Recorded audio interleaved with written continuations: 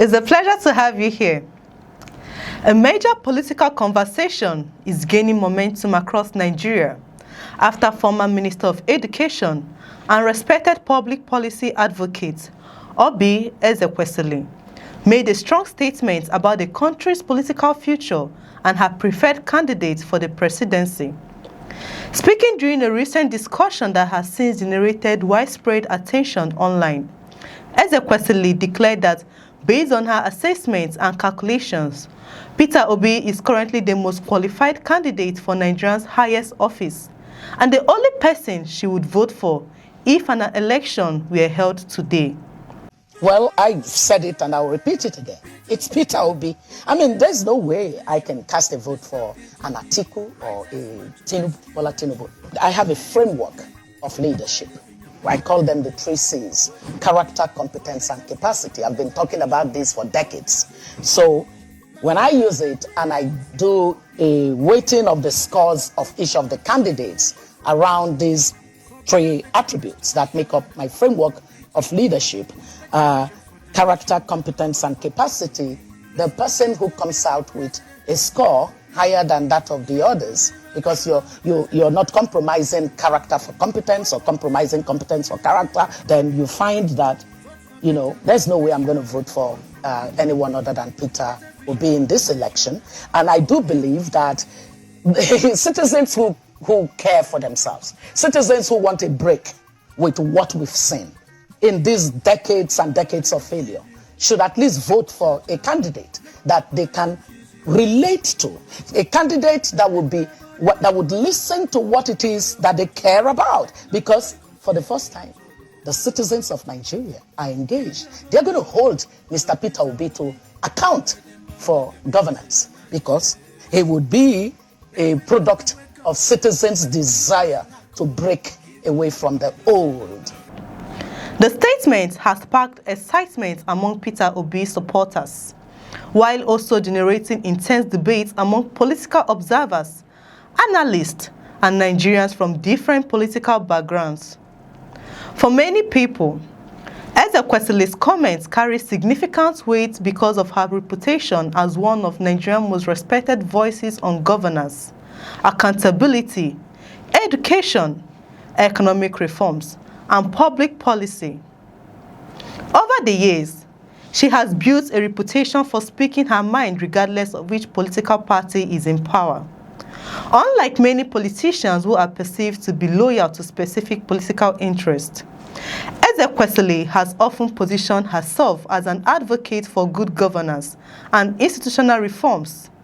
This is why her endorsement has attracted considerable attention. According to her support for Peter Obi is not based on sentiments, ethnicity, religion, or political loyalty. Instead, she says it is based on an objective assessment of competence, leadership qualities, integrity, and the ability to address Nigeria's numerous challenges. Nigeria currently faces one of the most difficult periods in its history. Rising inflation continues to affect millions of families. Unemployment remains a major concern, particularly among young people. Insecurity persists in various regions of the country. Businesses are struggling with high operating costs, while many citizens continue to express concerns about the rising cost of living. Against this backdrop, many Nigerians are looking closely at those who may seek to lead the country in 2027.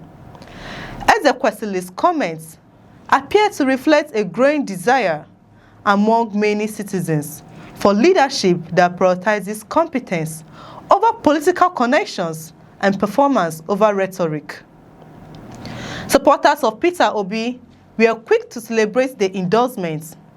Across social media platforms, many Obi supporters described the statements as further validation of what they have been saying for years. They argue that Peter Obi's record as governor of Anambra State, his business background, and his emphasis on fiscal discipline distinguish him from many other politicians. Some supporters pointed to Obi's repeated calls for investment in education, healthcare, production, and economic development as evidence that he possesses a different approach to governance. Others highlighted his reputation for prudence and accountability while serving as governor, arguing that these qualities are exactly what Nigeria needs at this point in its history. However, not everyone agrees. Critics argue that leadership involves more than qualifications and competence alone. They contend that political experience, coalition building, party structures, and the ability to navigate Nigeria's complex political environment are also important considerations. Some political observers note that while qualifications are important, elections are often determined by broader political factors, including voter mobilization, regional support, party organization, and campaign effectiveness. Nevertheless, Ezekwesili's comments have reignited discussions about what Nigerians should prioritize when choosing their leaders. Should voters focus primarily on competence and track record? Should political experience take precedence? Or should citizens look for a combination of both? These questions are becoming increasingly relevant as political conversation around the 2027 election continue to intensify. One reason the statement has generated so much attention is because Ezekwesili is not generally known for making endorsements lightly. Throughout her public career, she has often been critical of governments and politicians regardless of party affiliation. Because of this reputation, many observers believe her comment reflects a genuine conviction rather than a political calculation. The former minister has consistently advocated for reforms that will strengthen institutions, improve accountability, and create opportunities for ordinary Nigerians. Her support for a particular candidate therefore naturally attracts interest from citizens who follow governance issues closely. Beyond the endorsement itself, the discussion highlights a broader shift taking place within Nigerian politics. Increasingly, voters are demanding more detailed conversations about policies, economic management, education, healthcare, insecurity, and governance rather than relying solely on traditional political narratives. Many young Nigerians in particular appear more interested in leadership competence than in political patronage networks that have dominated the country's politics for decades. This trend is visible in online discussions, where citizens frequently debate economic policies, government performance, and the qualifications of political aspirants. For Peter Obi, endorsement from respected public figures may help strengthen his image among undecided voters. However, analysts caution that endorsements alone do not guarantee electoral success.